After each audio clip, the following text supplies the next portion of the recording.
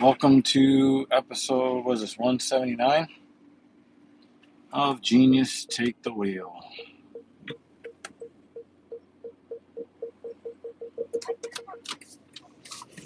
I am Dr. Evil Genius,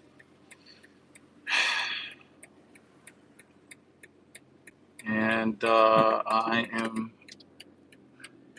happy to be here with you today.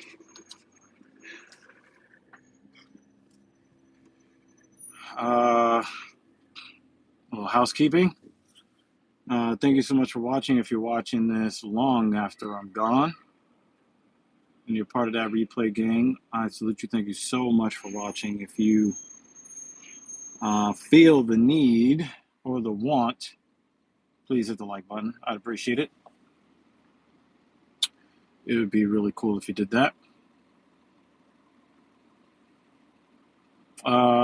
So, am I back in the groove? Is the title. I think I missed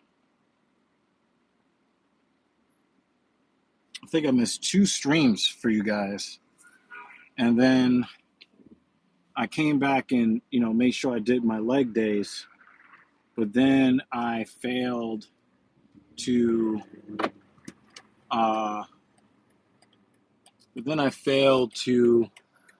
Hit some of the days in between that I was supposed to hit. And what I've done is I've kind of challenged myself to get some of these days done like I'm supposed to. And,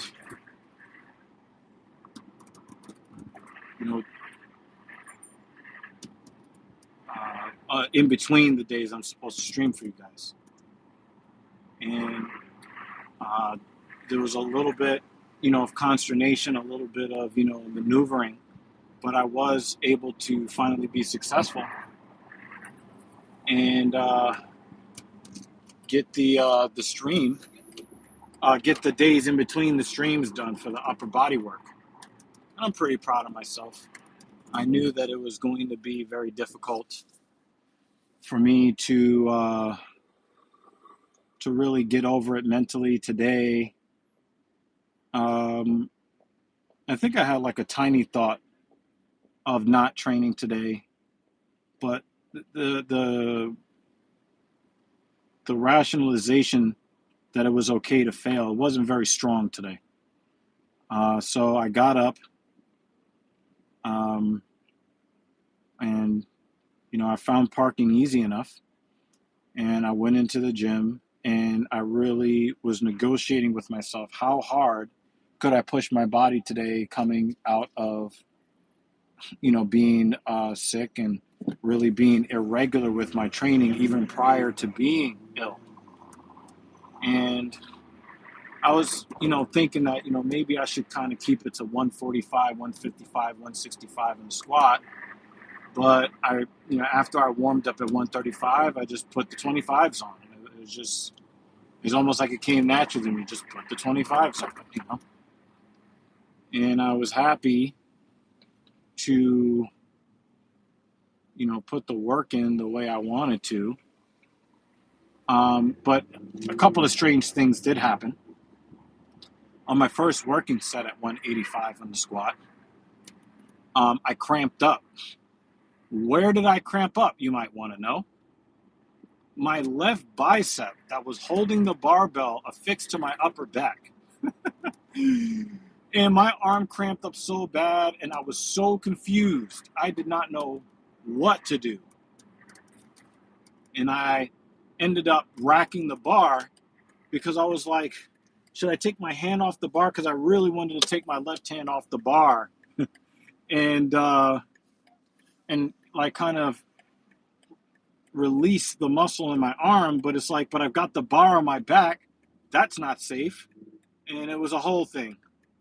So that happened on the 4th rep, and I was either going to do 3 or 5, but that happened on the 4th rep. So I was just like, nah, son, I'm not going to play with this.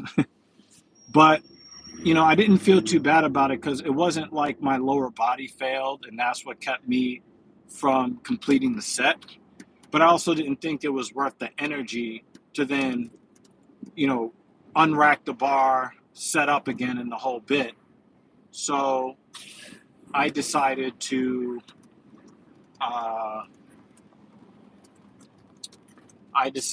just say fuck it and um, just not do anything more than what I had already done.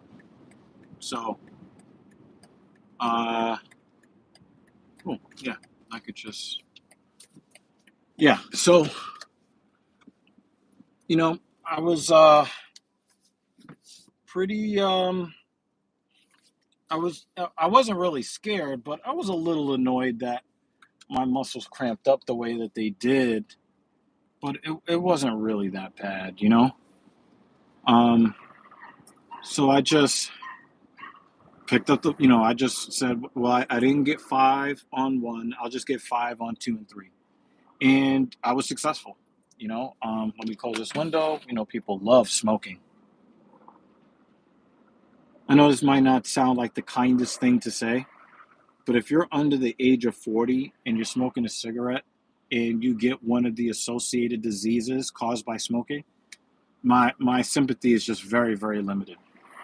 If you're over the age of 40 and you came up when, Winston was still sponsoring NASCAR and you had Joe Camel and you had all of these cool cartoons that showed smoking being, cool and all of that stuff, and you're old enough to live in that time and you started smoking in that time, then I feel some measure of sympathy for you.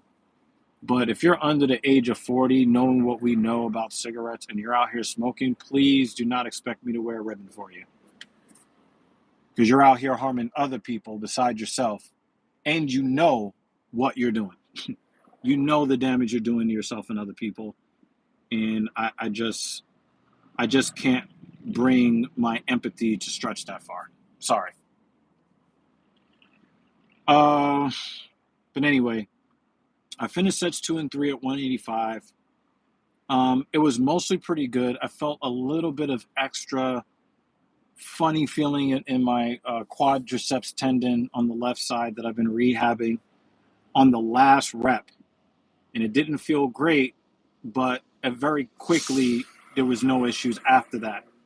So then I went to the leg press for volume, and I've been doing 315 for strength as I'm, rehabbing this quad tendon. But today I said, let me do two sets of 10 for reps and for tempo reps, and it went so smooth. One of the things is that I didn't like is that neurologically I was very connected to my right quad, but I didn't feel the connection that I really wanted to feel in the left quad, even though I was focusing on it. So I don't really know. Maybe it's just a part of the rehab, and I just need to stick with it and not try to lift too much weight and skip steps.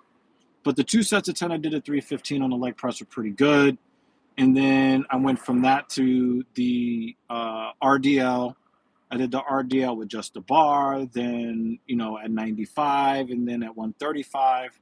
Then I did a conventional deadlift warm up, a set of 5 at 135, a set of 5 at 225, and then I went to 315. And I was very, very happy with my output today because I did three sets of 5 when I just thought, coming off of, being ill, I haven't deadlifted in 2 weeks. Maybe I should just keep it to 3 reps. Not only did I perform the 5 reps pretty well, but mechanically I was more sound at this weight than I normally am. Hamstrings, glutes were more firmly rooted in the impetus for the motion. So I was very happy with that, guys. Leg curls before your deadlift, RDLs before your deadlift, even if you're doing conventional, it really, really connects you to the target muscle, helps you stay out of your lower back. It's really important you do that. I saw a guy in the gym today, and I even asked him if he was comfortable, and he was like, yeah. And this dude's lower back looked like the McDonald's arches. And it's like, well, if you think you feel good at whatever age you are, I'm not gonna push it. But I gotta ask you if you're feeling okay with this kind of mechanical approach to your deadlift. But yeah, his lower back looked like rigatoni and elbow macaroni, and I was grimacing on his behalf. But in order to make sure that I did not repeat his same mechanical approach, I really put a lot of stress on the hamstrings. So the deadlift went pretty good, a total of 15 repetitions, 3 sets of 5. And then when I decided I was going to hit chest, I know that I'm not going to be able to hit the dumbbells for 110 yet, the 110s. So I just tried to keep it simple, but I was pretty happy with my force output. I warmed up with the titty clapper at 100 pounds and then at 130. And then when I went to go hit the dumbbell bench press or the dumbbell chest press, I started with the 55s. Then I hit the 75s. And these were like for like 10. I think I hit the 55s for 10. I hit the 75s for 5. And then, obviously my ego wants to grab the 100s, the 105s, the 110s. I was like, eh. Especially how difficult the Smith machine incline chest press went for me 4 days ago. I decided it wasn't like really worth it. So I just grabbed the 90s, kept it simple. I said, you know what? I'm going to see how this feels. The 75s felt light. I remember when I could barely pick them things up. 75s felt light. I grabbed the 90s. It put a lot more stress and strain on my hamstrings. I just basically went from dumbbells. I went from deadlift to basically doing a suitcase deadlift to get the 90s off the floor over and over and over again. But anyway, I ended up doing 5 sets of 5 with the 90s, relatively easy. I put the 90s down. Hey, Mrs. Evo! I put the 90s down. I grabbed the 75s for 3 sets of 10, and it was just smooth. Just smooth.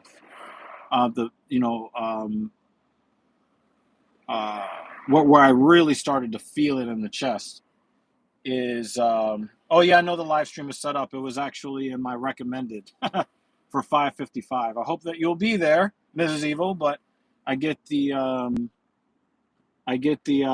impression that because of the family stuff, I'll at least have to open the show. For those that know, we do the Filthy Casual MMA Watch Party on the Talking Shit podcast. We are only covering the prelims. Normally, regardless of who's on the fight card, we normally buy the pay-per-view. We normally cover the early prelims, the prelims, and the main card. However, the main card is not worth $80. It's not worth $80. And some people will say, "Oh, you're just a hater. You're a John Jones hater." It's not about being a John Jones hater. I've bought pay-per-views with John Jones headlining the card. We purchased a pay-per-view when he dismantled Cyril Gane. Like, he dismantled Cyril Gane. We bought the pay-per-view, no problem. Why? Because all of the fights on the main card were worth it to us to pay $80. The first 3 fights on the main card, we don't care about. And we already got a definitive answer as to who is the better mixed martial artist between Michael Chandler and Charles do Bronx Oliveira. We already have the answer for that. We don't need to see that fight again. That's your co-main event. And then you got the Duck versus the UFC equivalent of Joe Biden as your main event. Is not the fact that I dislike John Jones, because I intensely dislike John Jones. But what I am not going to do is spend $80 on a main event or a main card where I don't care about the first 4 fights on the card, and the main event is already a foregone conclusion. I want to see competition. The last odds I saw was John Jones as a 7-1 favorite. That's not competition. I do not mind buying pay-per-views with John Jones on. I don't dislike John Jones to the point where I just will boycott the card. But you are not going to waste my goddamn money on a lackluster card just because John Jones's name is attached to it. It's not going to happen. So we're going to cover the prelims, the early prelims and the regular prelims. We're going to try to have fun. It will be a truncated stream, probably in that 3 to 4 hour, range. And, I'll look on ESPN to see, what the results are of the fights. If there are fights next week, there probably will be a UFC fight night. We'll go over the results and the storylines, and that'll be that.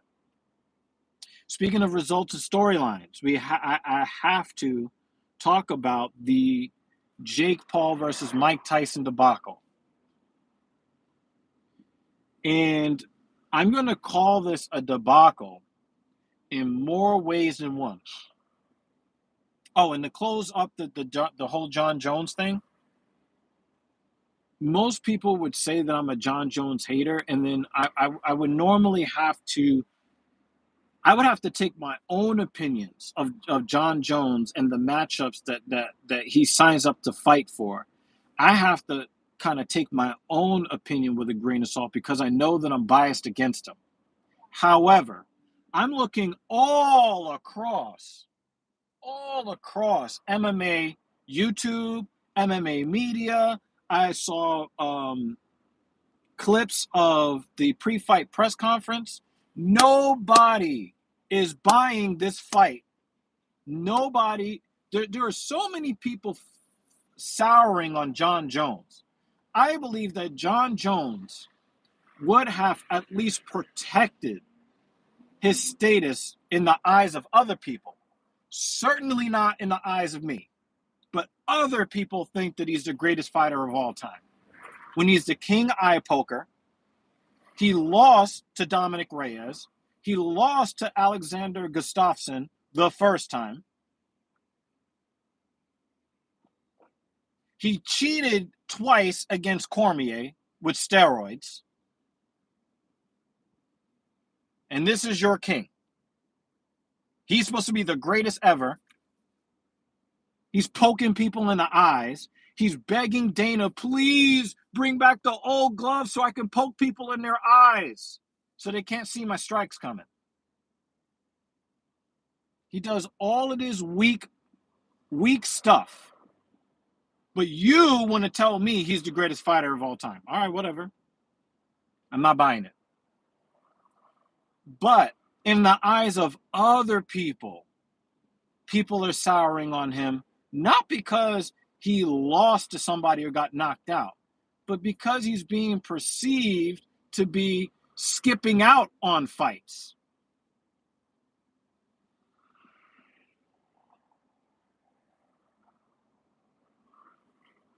I'm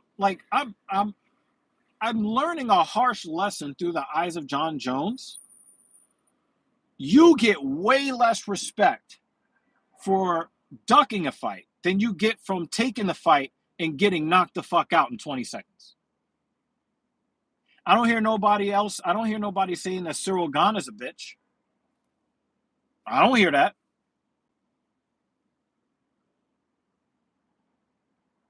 And the funny thing about this whole thing with Tom Aspinall and John Jones, if John Jones signed on the dotted line to fight Tom Aspinall,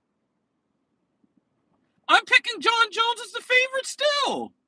I know everybody wants to see John Jones lose, but when you really think about it, when you really, really, really think about it, I'm not sure that Tom Aspinall can beat Cyril Gane. That's a very competitive fight. I think John Jones is way too skilled. I would expect the odds if John Jones fought Tom Aspinall to agree to that fight. I would expect that John Jones would be the favorite minus 240, minus somewhere between minus 240 to minus 350. And that would be showing respect to Tom Aspinall. I think John Jones beats Tom Aspinall. But the perception that he is doing everything he can to not fight him, talking about fighting lesser light heavyweights and lesser heavyweights,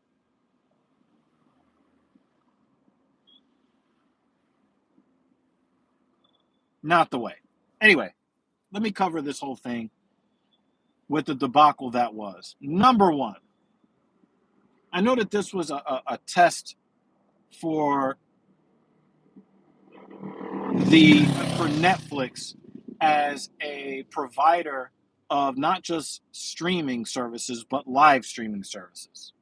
They're supposed to be, they just signed a contract with WWE for at least $5 billion to air at least Monday Night Raw on Netflix in 2025. But prior to that, they have this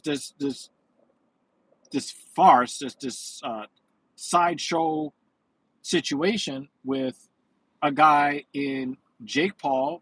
Most people don't like him. And Mike Tyson. Some people don't like him. But people were rooting for him. Age 58 versus age 27, the whole bit. The production value was worse than the main event. I'm going to say it one more time, like Umar Johnson. The Netflix production value was worse than the quality of the main event fight. Where do I begin? Number one, if you clicked on the watch live button and then decided that you didn't want to hear a bunch of worthless people running their motherfucking mouth, saying nothing of substance, and then you want to come back later to see people actually fighting,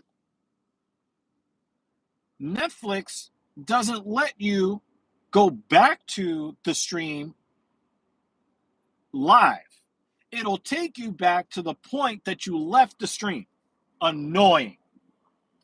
If I wanted to watch what you had going on when I clicked off the stream, I would have kept watching. No, I don't want you to return me to Rosie Perez, who in the 90s, oh man, delectable. Cute, beautiful, the whole bit. In 2024, who said that we're coming to you for boxing expertise?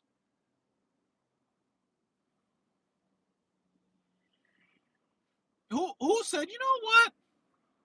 Of all of the combat athletes that know boxing,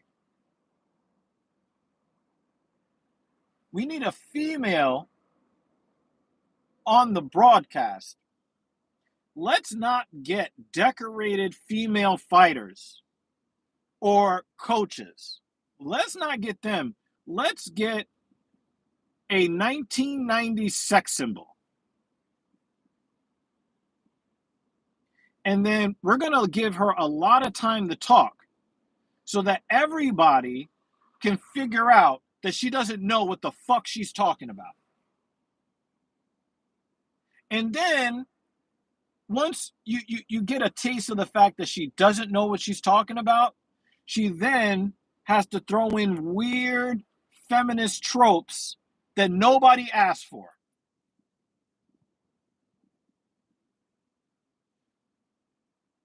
That had no place in the commentary.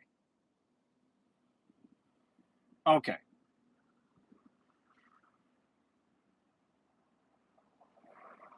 Let's talk about another talking head that had nothing of value brought to the telecast. Cedric the prognosticator.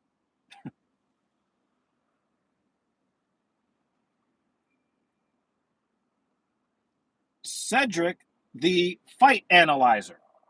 No. No, his name is Cedric the entertainer. What is his profession? He is a quasi funny stand up comedian who used to get decent movie roles 20 years ago. And we got to sit up there and listen to him run his fucking mouth for 35 minutes. No hate to Cedric the Entertainer. He added nothing to the broadcast. Nothing. You could have gotten actual boxing. I mean, they have Roy Jones there. That was okay. But you could have gotten anybody. You could have gotten anybody. You could have gotten a woman. You could have gotten Clarissa Shields. You could have gotten anybody. And you got all of these talking heads. The fight was supposed to start at 11. It didn't start until midnight. Why? And most of the fights were trash. There was an Indian guy in there with a Brazilian dude, and I haven't watched boxing in a long time. I was not entertained. I didn't see Russell Crowe anywhere, but you know what they did? They spent 15, 20 minutes scanning the crowd for all of these fucking celebrities that, they want you to care about. I don't care about any of those people. The value of the event does not come from the list of fucking, worthless celebrities that don't move society forward. I don't care.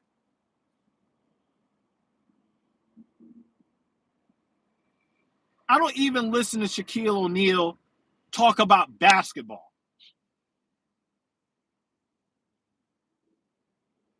I don't want to hear him talk about boxing or any combat sports for that matter.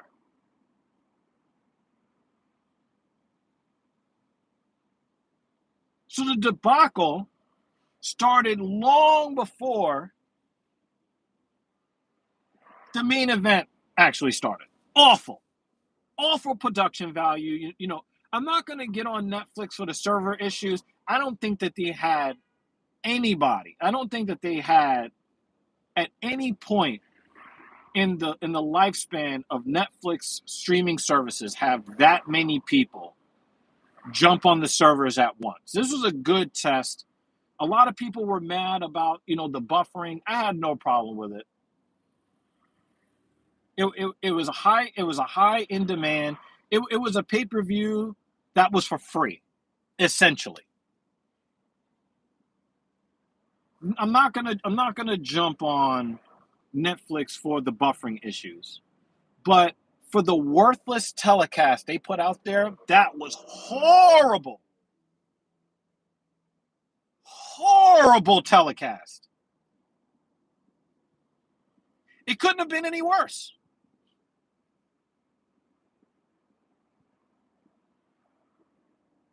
There were two Mexican guys that fought, and that was kind of okay. I was so annoyed by Rosie Perez turning into super mega feminist before the woman fought. I just turned it off and went back to watching the NBA. I don't want to hear, oh, you're going to talk, there's nothing. You want to talk about they fight like girls and, there was the first woman to do this and the first woman, shut the fuck up. I don't care. I don't care about your feminism. I just want to watch them fight. I don't care.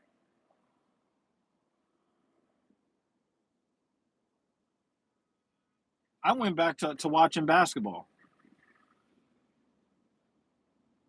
And then when they actually start the fight, Jake Paul comes out in some, custom lowrider thing that actually looked okay, but I think that I would have been more impressed by the lowrider. They called it a dually, whatever that is. I would have been more impressed 20 years ago. The whole pimp my ride thing, I think we're past that now. The artistry was pretty nice. It was nice that he had his brother there. I mean, these are two human beings that I think are just, they don't add anything to society. They are a net negative. They are a leech on society. However, it was a nice walk out. The pageantry was kind of cool. But when Mike Tyson came out, I just felt sad. There was nobody in his corner, and he looked like the way Donald Trump looks, just kind of lumbering, with his chest way over his feet, looking like halfway like he's got Parkinson's or something. I expect Donald Trump to have that kind of posture. I don't expect Mike Tyson to have that kind of posture, especially with the training videos and the fact that he was basically sparring, I believe he said, every day for an extended amount of time leading up to the fight. He was sparring 5 rounds a day. Now, Mike Tyson has a bad track record of basically being dangerous in the first 2 rounds. And if you get him past the first 2 rounds, you almost have zero chance of losing. That was Mike Tyson half his life ago. I thought, maybe I'm a fucking mark, but I thought that with all the training and how fast his feet were and how explosive he was, that he probably learned something that was going to help him with his stamina, especially since they were only fighting 8 2-minute rounds. I thought that he was going to be able to keep his stamina a little bit better. I thought that his footwork was going to be really good because when you look at all of the training footage, the dude looked like you don't want to be caught in a dark alley with the guy. Now, I was a little disappointed, but again, how can you really be mad at the competitor that is Jake Paul, who, by all accounts, he looks like he knows how to box? Tyson is trying to blitz him in the first round, and Paul is like running away from him. And so Mike was still kind of competent, but like the first judge's scorecard, I gave both of the first rounds to Jake Paul. I saw that the unofficial scorecard on the broadcast gave the first 2 rounds to Mike Tyson, and the significant strike numbers were pretty even between the two of them. But the strikes that Mike Tyson landed were not very consequential at all. But I thought that for the little bit that Paul was not running, his jab and his right hand, and I think he put like a little left hook in there. These were strikes that I thought were more consequential in rounds 1 and 2 than anything that Mike put out there. I think Mike had 1 or 2 clean shots. It was like watching Conor McGregor versus Floyd Mayweather all over again. Very weird stuff. Then in round 3, Paul starts piecing him up, and I'm like, oh, the fight's over. Mike is about to get knocked out in round 3. I'm about to be really depressed. And I think Paul hits him with like 3 to 4 hit combos. Mike is stumbling all around. He can't move. What does Jake Paul do? He does probably the first humane thing that he has ever done in his life. The dude backed off, and you could tell that he was trying to carry Mike Tyson through this fight. His coaches are yelling at him, "Yo, you can finish this fight. Step in on it. You can take this guy out. You step out, you step back in." And Jake Paul, for rounds when he knew that he had Mike on the ropes, he stepped off and he ran away from Mike. Not because Mike was like this dangerous force that he had to look out for, but because he saw what everybody else saw. Mike started maneuvering like Joe Biden. Mike Tyson looked like the black Joe Biden from the second half of round 3 through the rest of the fight. He looked like he had Parkinson's or dementia or Alzheimer's or something. Lewy body, dementia or something. And that's when my childhood died. I thought I became a cynic because of this animated film that I watched with Mrs. Evil and Joy Walking the other night. But yeah, I definitely became a major, like, I think my childhood is dead.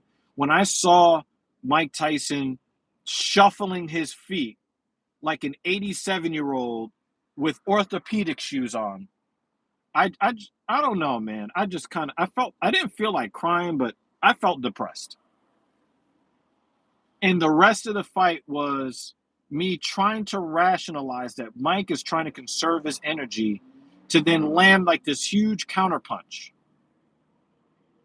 And he was going to shock the world, and we was going to be buzzing off of this for the next 5 weeks. Oh my God, oh my God, oh my God, oh my God, oh my God. And Mike just refused to throw his hands. He was biting his gloves like a neurotic 7-year-old.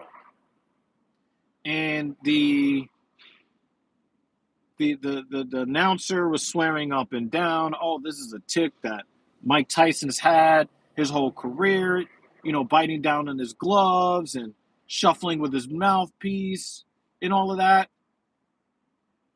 I wasn't buying it, and I don't think anybody at home watching on Netflix was buying it either. But it looked like Mike Tyson, his part of his soul was not in the fight, but the part of his soul that was in the fight had like these grandiose visions of this massive left hook, overhand right combination that he was going to land that was just going to shut the lights out. And I just think that it was like a dream. It was like a daydream that he was playing over and over in his head, and he was watching the daydream for 2 minutes until he went back to his corner and sat down, and he just did not look like a fighter anymore. I thought Jake Paul was going to knock him out in the 7th. He put a little combo on him, and then when it looked like Mike was in trouble, he eased off. In round 8, Mike tried to hit him with a really big counter left hand hook. And I think that Jake was momentarily, because when you see it is Mike Tyson in front of you and you see that explosion, any rational human being is going to be like, oh shit. But then when he felt there was no power there, he was like, all right, I just can't do this. I can't do this.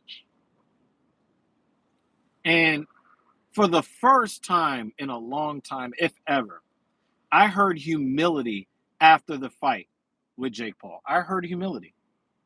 And I think that whatever part of his soul is still left, like that shit kicked in. It kicked in. And, I listened to a lot of people talk about the way that they saw the fight. I talked to Lutch about it. I was trying to talk to Captain Paul. I can't get him on the phone. But, I listened to the Weasel. I listened to, the doctor that covers all the sports stuff. I forget his name. I listened to a lot of people. I listened to even Ariel Helwani. And I heard a lot of people echo the same sentiments that I was feeling at the time. Mike had no legs. His reaction time, I want to say trash. If he was 28 years old, I would have said, your reaction is trash.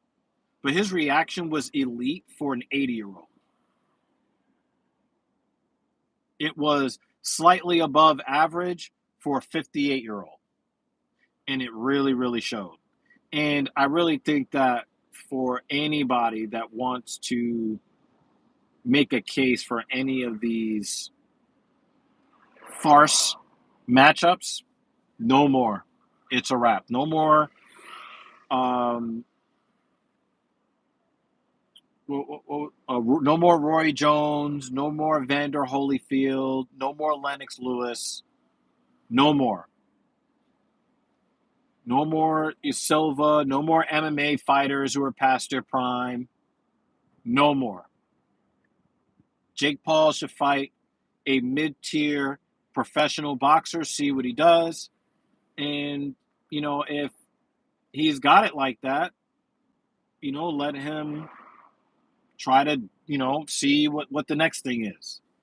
And, if he looks impressive, maybe he's a real boxer, maybe. But the only person worth talking about positively, in the most ironic twist, the only positive human being that I could say anything nice about, besides Mike Tyson putting his ego on the line, is Jake Paul. I can't believe I'm saying it. I can't believe it. The announcers were trash. The analyst, Cedric the analyst, trash. Netflix production, trash. Most of the fights on the card, trash. And I say most because I didn't watch the ladies fight. I was watching basketball.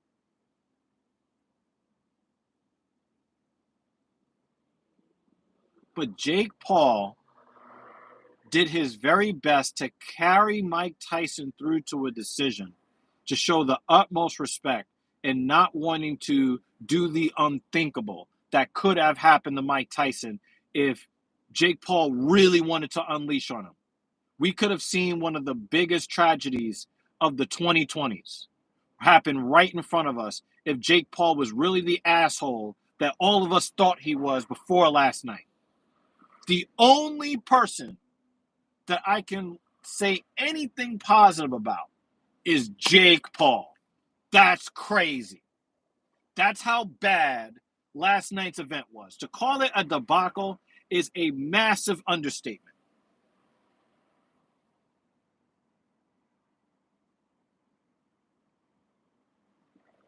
The only way that it could have been worse is if Jake Paul would have put Mike Tyson in a coma. Because Mike Tyson looked like he was halfway to that coma in the third round.